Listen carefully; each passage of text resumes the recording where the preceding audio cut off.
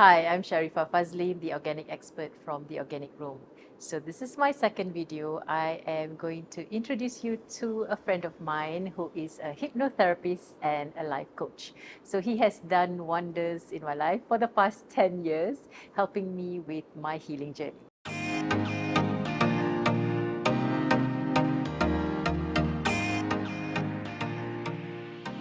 Hi everyone, so this is my friend Nathanael Seers Ong, and I'm very happy to have you here. Thank you so much for agreeing Thank you for this. inviting me. Yes, it's lovely.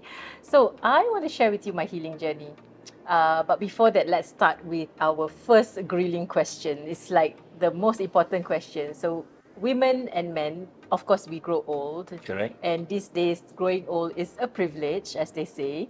You get to experience wealth, health, and the people around you, or maybe experience relationships with your younger ones. And one thing that all of us go through is hormonal changes. And one of the symptoms will be anger, sadness, mood, like extreme mood changes, I should say. So how do you think that one can like control the anger and be calmer? Emotional state that you're experiencing, when you talk about age itself, right? Age is just a number.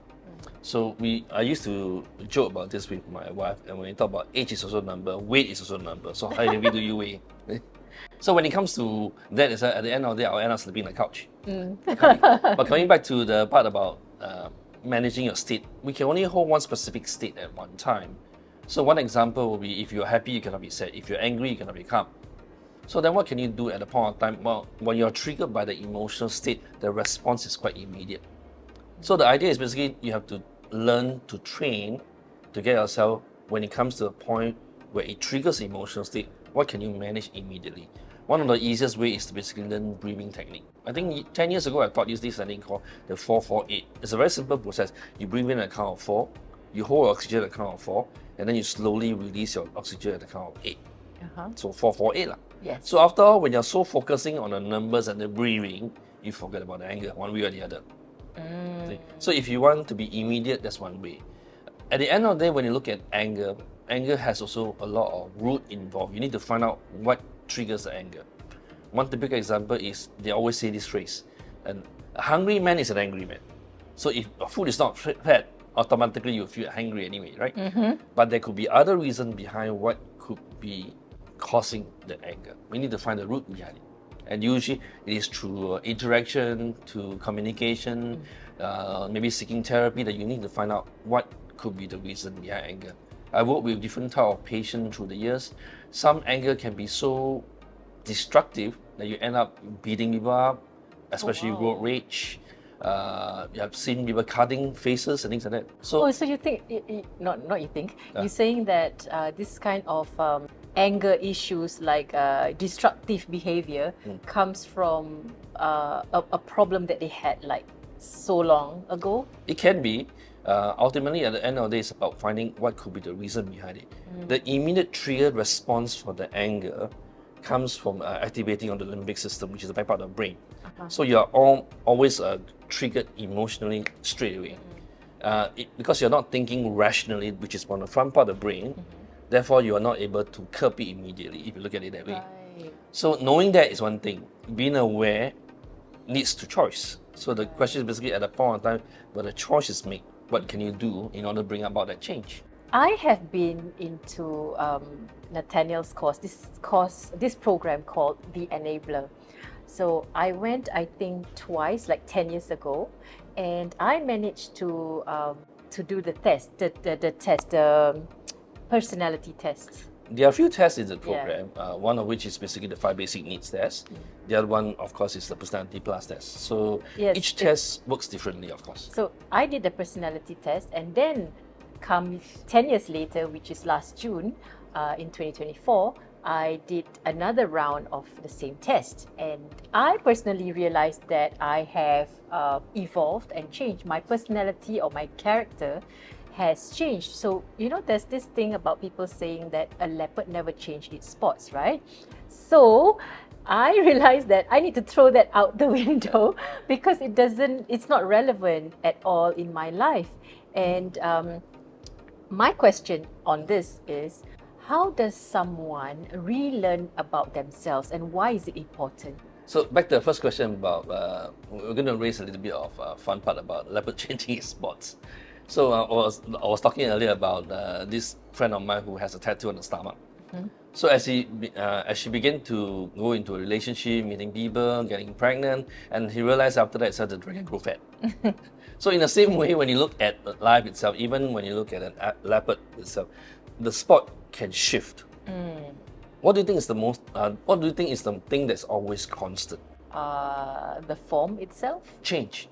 Change is always constantly changing. Okay. Because we're always evolving. And even if you put a piece of item somewhere and you don't move it at all, after a while, dust will begin to form over it. Yes. So changes will always be constant because the earth is always rotating. Right. There's always vibration, there's always energy, it's always moving Yes, around. yes. So ultimately, at the end of the day, it's about what can you do with the change that you gain. Now, back to what was the second question? Like, how does one relearn about themselves and why is it important? Okay, when you begin to look at your life, life is a never-ending experience of learning. We are always evolving. Like I always teach my student, what I can teach as a trainer only teaches you from there. From after that, what you gain the most is by learning from your client or your patient, because everyone is different. So coming back to the basis of what you learn from your shift and seeing what have shifted in the basis of your change, immediately know of how you can handle things differently.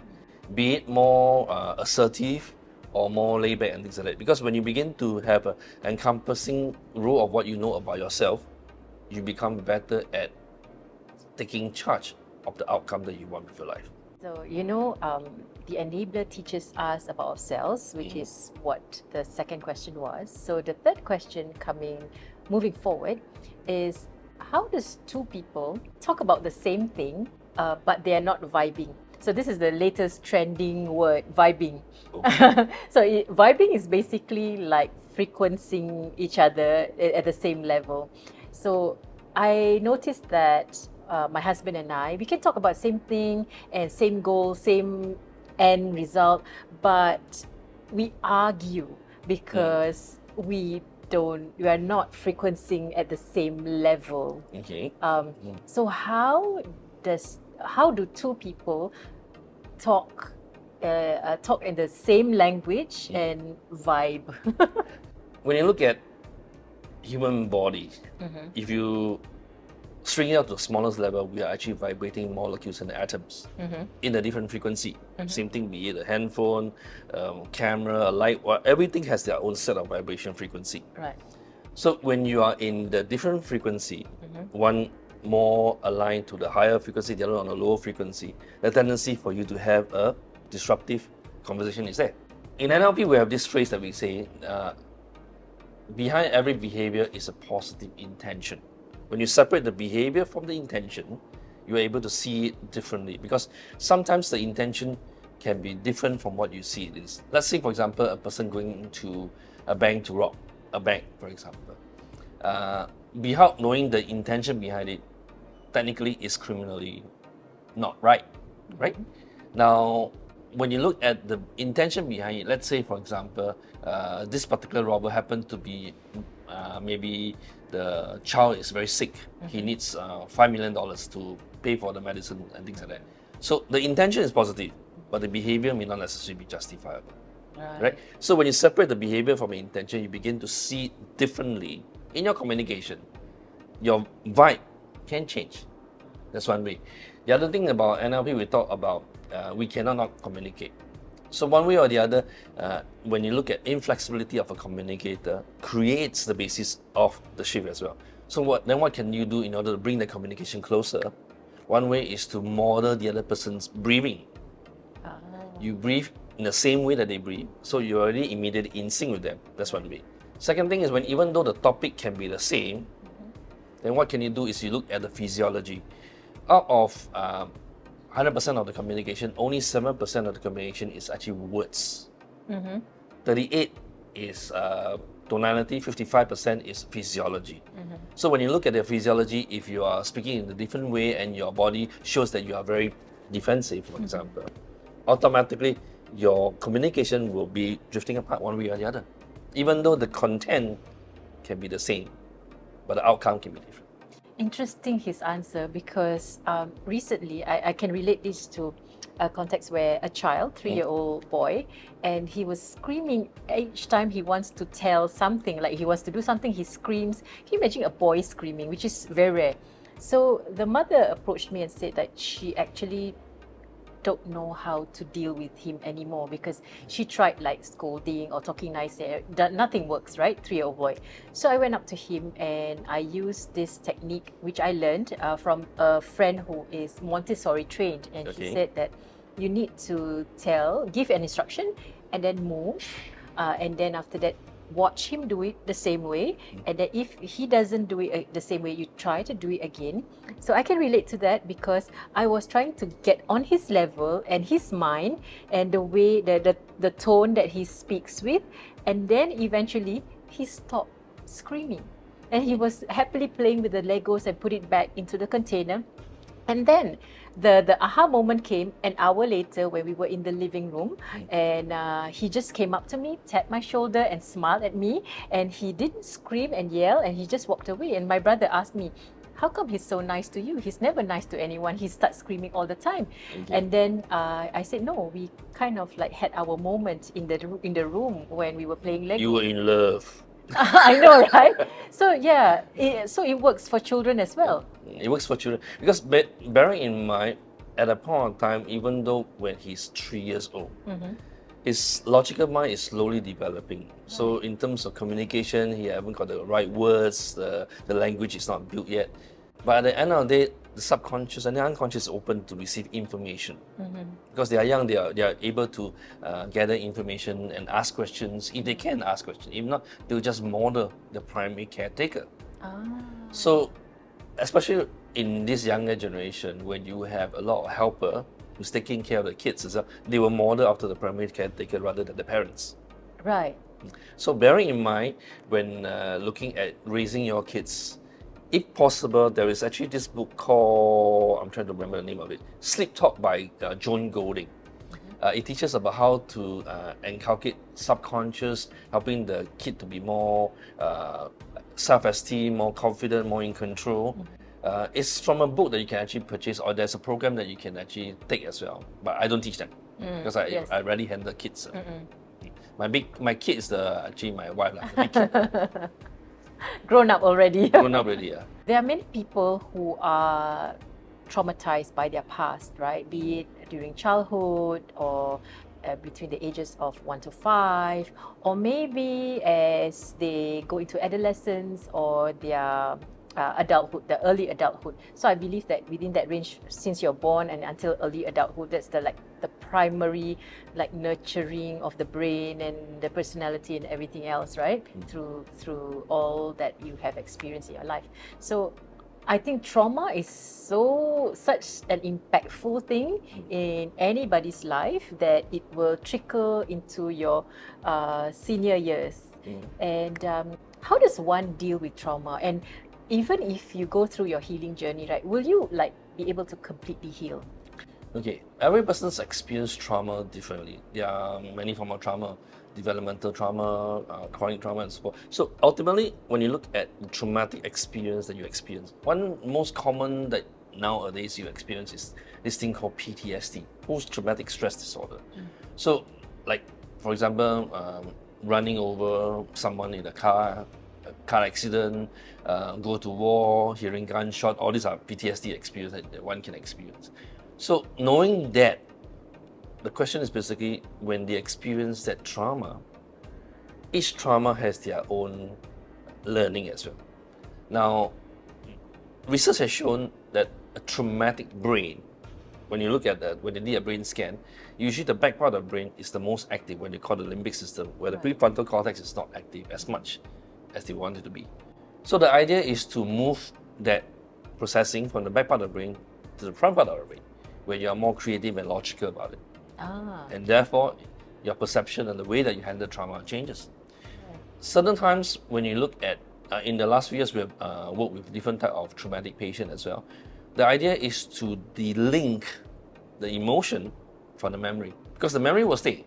Yes. Once the emotion is delinked from the traumatic memory, you're okay with it. Technically, you are no longer in that traumatic experience anymore. So you can live your life as per normal. You can even talk about it. You can even have experience where you can joke and laugh about it. Without the emotion. Correct, because you're no longer connected to the emotion. Usually when a person is going through that traumatic experience, they can have a nightmare. When they hear a sound, immediately it triggers a certain response and things like that. See? So once they're able to de-link from the emotion, from that traumatic experience, that memory, you're able to live your life as per normal. So the way to do it, few ways they can do it. Seek a therapist for work on it. Other than that, of course, is to look into maybe practice meditation. Self-help work can work as well. But at the end of the day, is if you want quick response way of resolving it fast, seeking a therapist is still the best option. So if you know of someone, like a loved one or friend or anybody in passing going through this downward spiral of emotions, right? If you have the heart or you have like kind of like an epiphany, okay, I need to help this person. So what is the first thing or what are the things that I can do or anyone can do to help them? Be their friend. Because most of the time when a person goes through, be it a traumatic experience or even depression and so forth, right, they need someone to be around. And when you look at your With life, no judgment. without judgment, going in as a friend, be there to support them, listen to them, be their listening ear, I would say. That's one of the key things. Or even be there just to give them a hug, be in a present time, because your vibration, earlier we talked about vibes, right? Yes, yes. When you're on a higher frequency, you are able to be there as a support for them. Sometimes when you look at just being around of who you are, you indirectly create comfort for them. And by that comfort alone, it indirectly shifted their perception, or at least I have someone who's there for me.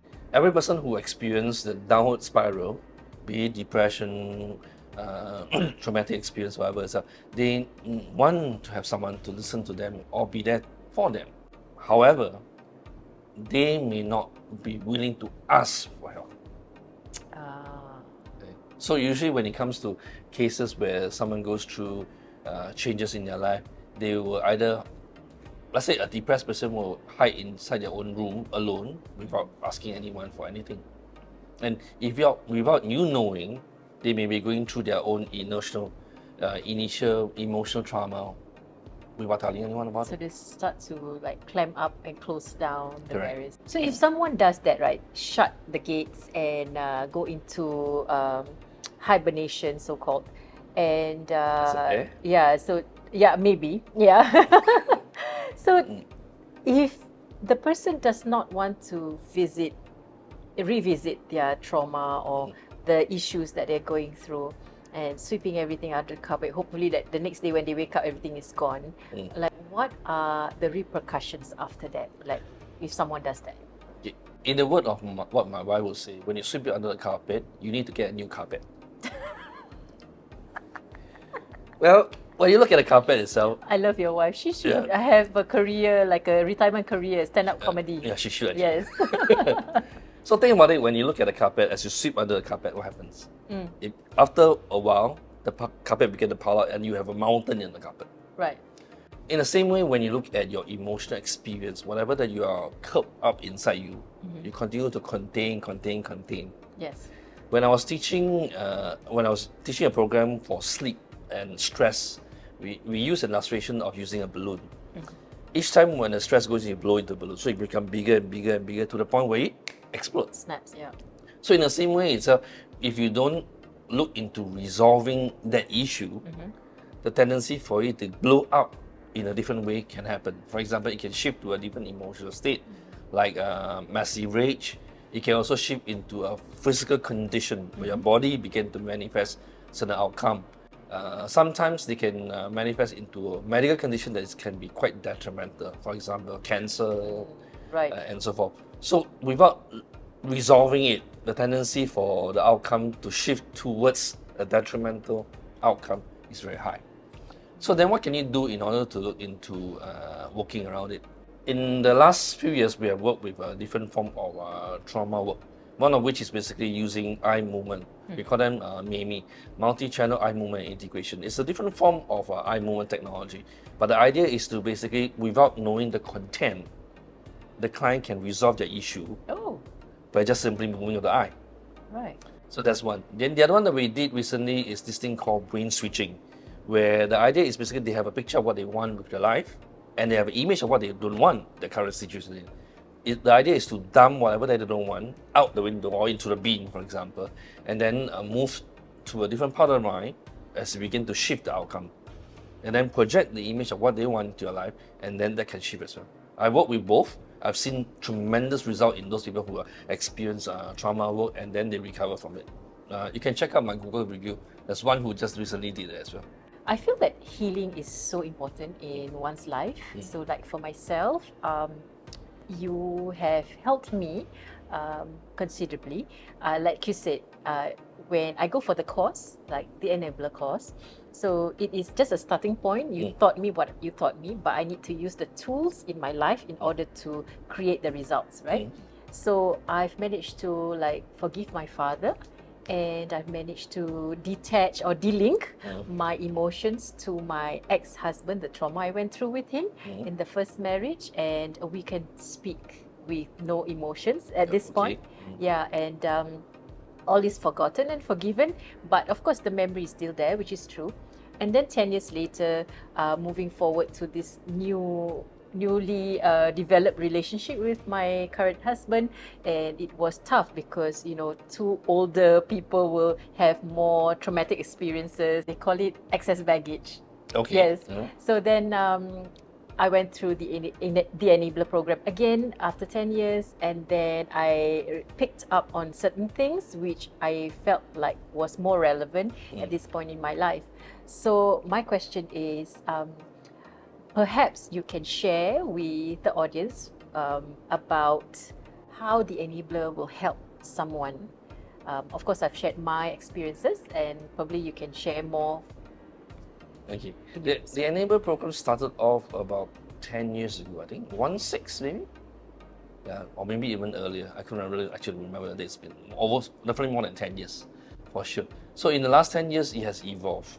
The key ingredient behind the enabler is about letting go of your past that no longer serve you, learning about understanding about yourself, work on your core value system if your values are misaligned, looking into working and understanding about the set of belief system that you can inculcate as well.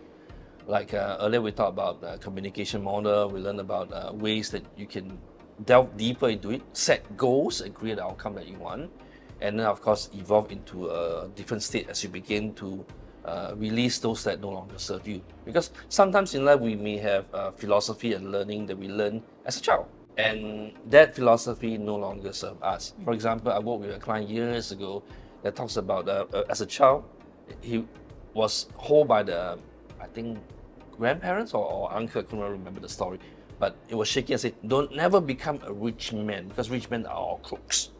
Simple word, right? Yeah. But yet that becomes Deep impact, right? deeply impacted. So every time when he reached a certain point in life where he's doing very well, he will self-sabotage himself to go right down the drain. Oh wow. So even my though God, he's I have doing... a friend who's like that. She can earn so much money, but after that, like that, and then she starts all over again. So knowing that is one thing, awareness leads to choice once again. And by being aware that this philosophy may or may not work for you, how does it serve you? And what is the outcome that you want in your life? Therefore, the Enabler program works in such a way that it's a 3-day thing. You learn about on yourself. Some of the techniques that you learn from there are based on Dr. William Glasser's choice theory psychology. Because he believed that this thing, all major form of psychological issue are relationship issue. So it's either relationship yourself or the relationship with the people around. And when you can solve the relationship problem, you solve the whole problem. Nat, coming to the final question. Okay. So, The final countdown. Yes, correct. So, any advice in general for the men and women watching our video who are 40 and above? Any last advice, like relationship advice or whatever advice you want to give them? Talking about age 40 and above, I remember recently I was talking to one of the young staff in a company, and we were just chatting and saying, so how old are your parents? And he was asking me, how old am I? Say I'm 54. The response was, Ma, you're even older than my mom. Well, it happens. Age is one thing. Oh my So goodness. when you look at giving advice to people who are a lot older, I mean, at the end of the day, when you reach 40 and above, Yes. your perception and your life and your direction change. For sure. Be it as a parent, as a executive director, company, whatever, depending on which direction that you're heading towards. Just remember, as you grow older and more aged in a certain extent, you become more fixated or more grounded in a certain extent. And you miss out in letting that inner child in you go and have fun. Just go and have fun. You see, I mean, when you look at me, I'm 54. I still do pillow fight. So you can have fun, do any stuff that can bring about that Really, joy do in your pillow life. fights when you go home tonight, okay? Make sure not too loud. Yes, that too. Or So- soundproof your room. Yeah, that's another way to. That's another way to. Yeah. So just have fun. It can be even in your communication, because Dr. Glass always teach me this thing. When I went to California to see him years ago, before his passing, he always say that this thing, humor always connect you with your patient. So in the same way, when you look at lives, I always joke a lot, laugh a lot, because that connection brings about a lot of fun. Because I create fun, and they enjoy the fun too. Right. So on that note, do browse and check out Nathanael on his website at Daseti, daseti.com, and find out more about him. So you can drop him a note or an email asking him questions, and perhaps you can go for his The Enabler program. Thank you. Yeah. Thank you for watching my second video. So now we're going to go into our third video, which is something close to my heart. So we need to learn how to have a good planning for your retirement and also financial literacy.